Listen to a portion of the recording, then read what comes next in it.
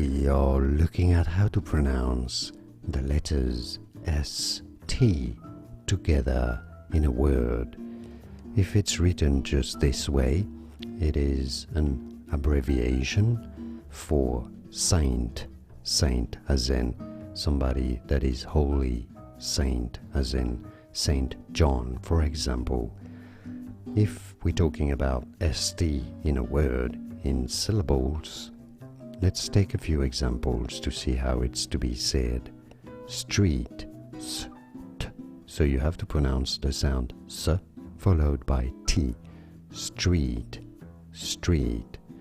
Stable, stable. Storm, storm. Story, story. Are you starting to get a feel for how this is to be pronounced?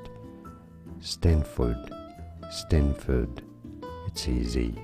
And now, you know, did you get this? Let me know in the comments. More videos for you here to learn more correct pronunciations of English. Thanks for watching.